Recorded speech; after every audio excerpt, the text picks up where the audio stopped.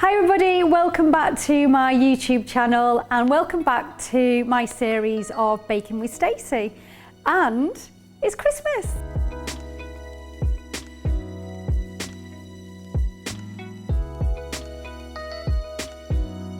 I've done a really nice little Christmas scene for us and my Christmas jumper fluffy bits are flying everywhere, but I don't care. I'm desperate to make a really nice Christmassy, indulgent, no refined sugar recipe for you, and more importantly, the recipe is from my book, Scrumptious Sweet Treats. So let's get on with the recipe. I'm going to make chocolate molten cake for us today. It's a chocolate pudding, really indulgent chocolate pudding, that when you bite into it, the chocolate sauce just oozes out. And it's all gluten-free, dairy-free, egg-free, and more importantly, no refined sugar.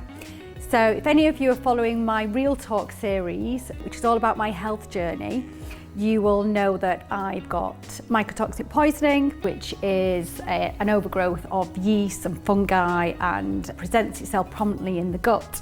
So therefore I have to keep my sugar really right down. So I've literally, sorry, that's my dog growling in the background. Shush, oi. I have to, and it's really, really important for me to have a no refined sugar diet. And I'm on for about, I'd say, 2 years now of eating no refined sugar. That's why I have published this recipe book, because I just think we all deserve a treat. And I'm gonna say that word again, it's all about balance. And just because I'm on this health journey and I'm trying to heal myself, I'm entitled to a treat just as much as the next person. So I'll stop waffling and I'll get straight to the recipe, and quick sip of my coffee before I get going. First things first is, before we start, this recipe makes 6 puddings. So, I mean, what you could do if you really wanted to, you could get a huge pudding bowl, kind of like the size that you would make for your Christmas pudding.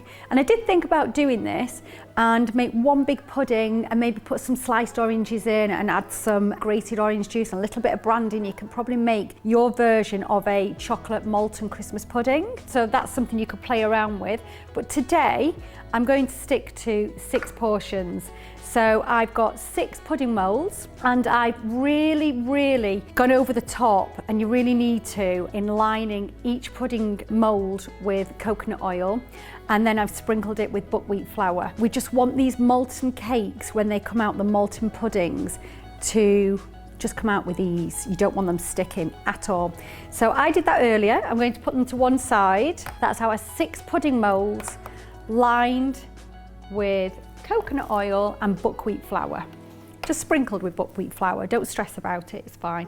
So first of all, I'm going to mix the dry ingredients together. I like to separate. Any of you that have my book already, you know that I like to, where I can, separate dry ingredients and wet ingredients and then combine them all together.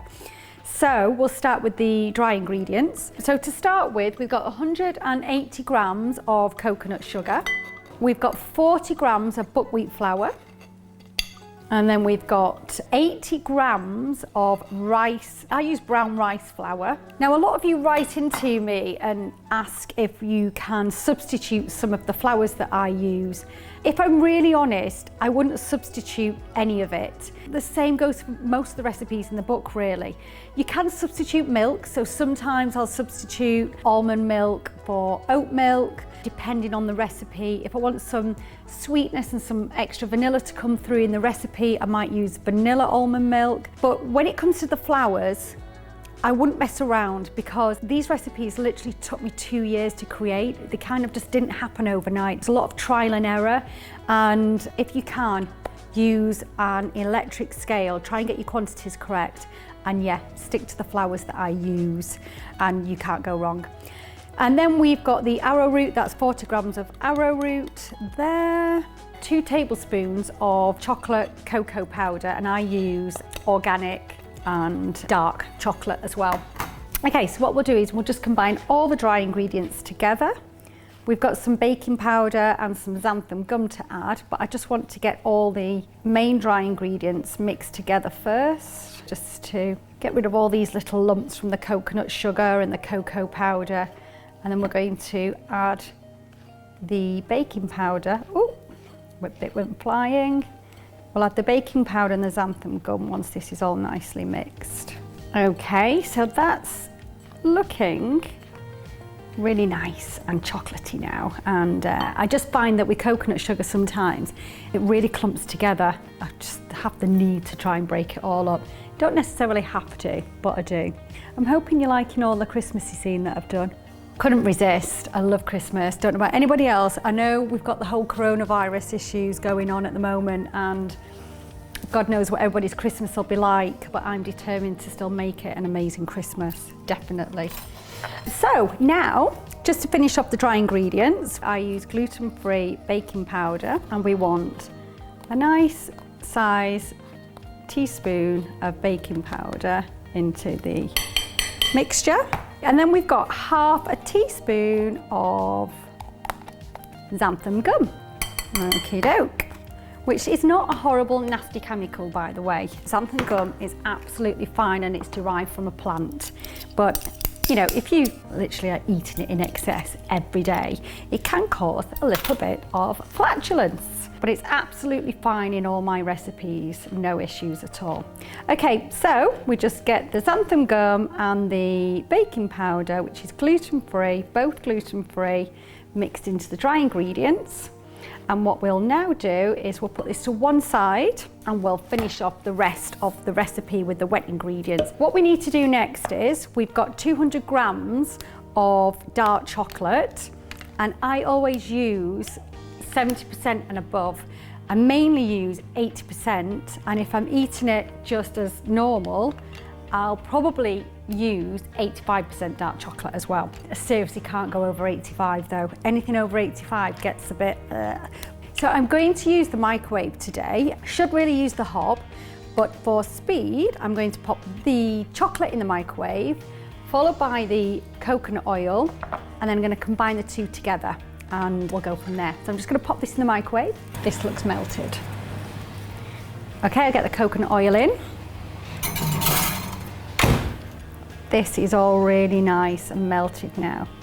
Obviously, if you much prefer, you know, you can get a pan of boiling water, glass bowl. The way that I was taught by my mum, pop the chocolate in the glass bowl on top of the boiling water and just melt your chocolate slowly. Okay, that's all gorgeous and melted. So I'll grab the coconut oil, which is absolutely perfect as well. And then we'll just add the coconut oil to the chocolate. Okay. You just want to add all that coconut oil that's now melted to the chocolate. Mix that really nicely. And perfect. Okay, so we'll put the chocolate and coconut oil mixture to one side. I'm going to grab my really large food stand mixer now, because we've got the Aquafaba, which is the water from a can of chickpeas. So we've got 80 grams of Aquafaba, and we've got a teaspoon of organic vanilla essence, and I've got 100 ml of almond milk. And then we're going to add this with the chocolate and the oil shortly. But first, I want to get these three ingredients into my food stand mixer and really give them a really good whisk. It's not an issue to do it by hand, but I prefer to use my food stand mixer. But honestly, if you don't have one of these, it's not an issue at all. Just get some muscle into it and get it all mixed up using your arms. So we've got the Aquafaba, which is the chickpea water, which is 80 grams. If you mix and mix and mix it for quite a while, it takes a while, you really get a great kind of like peak of white fluffiness, like you would do with egg white really. So, and which is, that's what it's doing, it's replacing our egg for us. And then we've got the almond milk.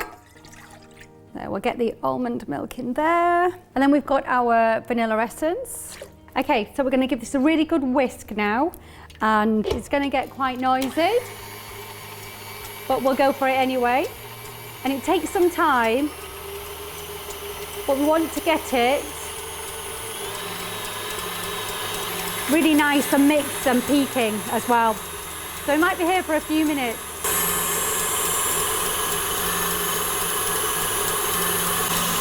Okay, so we'll just slow that down and turn it off. And this is exactly the kind of consistency that we want. So we'll get the bowl out and you can have a little look at the consistency. And I'm just going to add the chocolate and the coconut oil. And this is just going to be absolutely amazing. Honestly, it's so nice. Wait till you see the puddings once they've baked.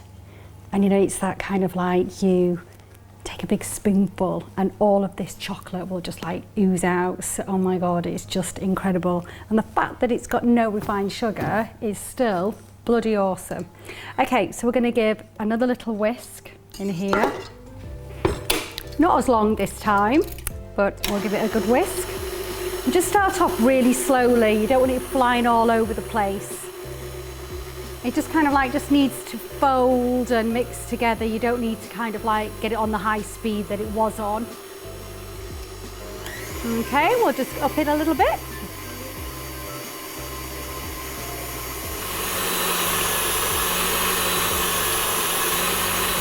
Okay, so that is all combined amazingly and looks so, oh my God, it looks amazing, really chocolatey.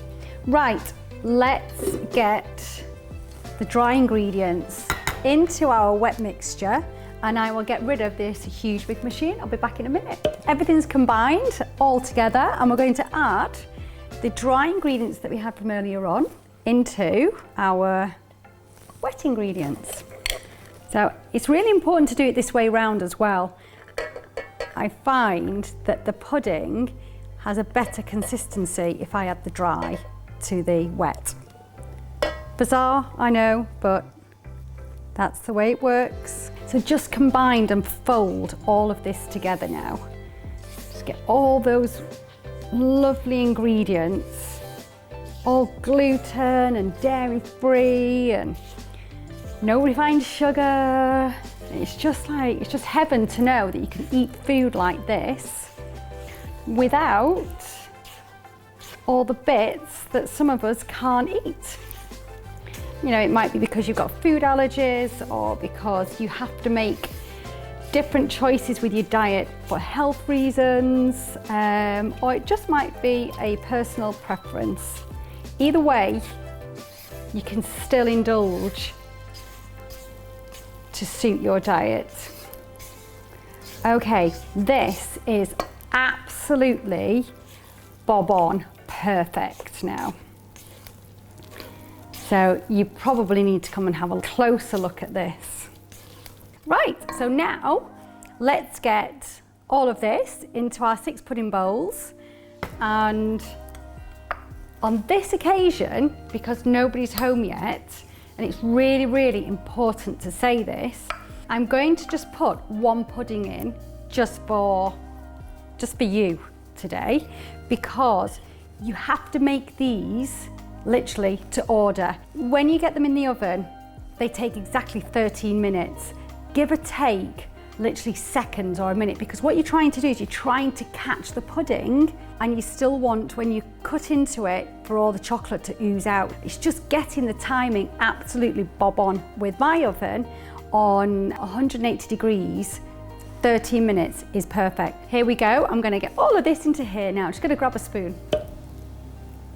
We want equal amounts in each pudding mould. So a good tablespoonful in each one to start off with. So just continue with the mixture in each mould. And I tend to leave like a centimetre space at the top. This is looking just so gorgeous, and you know, like the gooiness of it. Oh, I think it's because I know how this turns out and I know this tastes amazing. I'm just, honestly, I'm actually so proud of my little recipe here, and I think I'm allowed to say that. Who cares? Bit of confidence, you know? Okay, so Each pudding in all has got about a good centimetre space from the rim, from the top, because they will rise once they're in the oven and we don't want them overflowing, do we? They are absolutely spot on now, and I've got fluff from my jumper all over the place, and I'm going to get one in the oven now for you. Fingers crossed it doesn't collapse first time round, and first one's the prize winner. Okay, I'm going to go with this one. 13 minutes in the oven on 180 degrees. In my oven is perfect. Play around with your own oven. Okay, so I've put my first one in the oven. I do this all the time with these puddings. I set a timer because I want it to be spot on. There we go, 13 minutes. And you need to get it out straight away and serve it immediately, okay? Straight away. So you need to be like super organized when you're doing this for dinner or whatever you're doing. Be super organized, be ready to go. As soon as they're out, get them on the plate, get them in the bowl, and get them out to your guests or your family or whatever you're doing over Christmas. Okay, 12.5 minutes to go. I'll be back shortly. 13 minutes is up, let's get the pudding out. There she is, our little lone pudding. So you just want to get, I've got a really blunt knife, but you just want to get a little knife, separate it from the sides so that it doesn't stick. We want the pudding to just come out nice and easy. Okay, that should be fine. Let's go. Let's turn the pudding out onto our plate.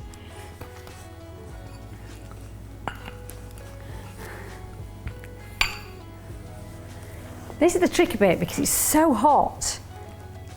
I'm going to use my tea towel just in case.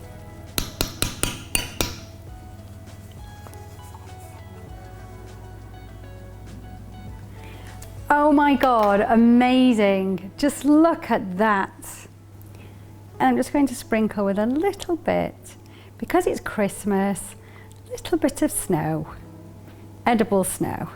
So there's our chocolate molten pudding, and I'm just because it's Christmas, a little bit more.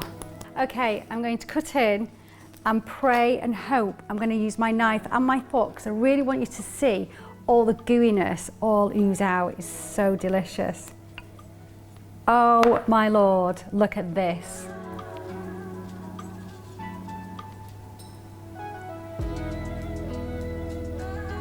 So there you have it, my chocolate molten cake that's completely gluten-free, dairy-free, egg-free. And I know I get really annoying saying this, and no refined sugar. And you can see how gorgeous and soft and melty the chocolate is inside. So yeah, use it as an alternative to your Christmas pudding instead of normal Christmas pudding. Or don't forget, in my recipe book, there's a Christmas pudding recipe as well. There's a couple of puddings to choose from. There's sticky toffee pudding as well. There's a ginger loaf in there. So whatever tickles your fancy for this Christmas, but personally, we're all going for chocolate molten cake, and I'll probably give this one a little bit of a twist for my Christmas version this Christmas day. But I'm just gonna have a tiny little bit now and completely, oh my God. Oh God, that's just like heaven. Okay everybody, that's the video over with. I really enjoyed making that, and now I've got chocolate all over my teeth and all over my mouth. If you enjoyed this video, don't forget to subscribe to my YouTube channel, press the like button, and if you have any comments, any queries, any questions, honestly, just comment below and I'll try and get back to you as best as I can. I really hope you enjoy this recipe. And for any of you that make the recipe, please share what you make with me. I'd love some feedback, and I really, really hope you love it as much as we do in our house. Have an amazing Christmas and lots of love. Merry Christmas.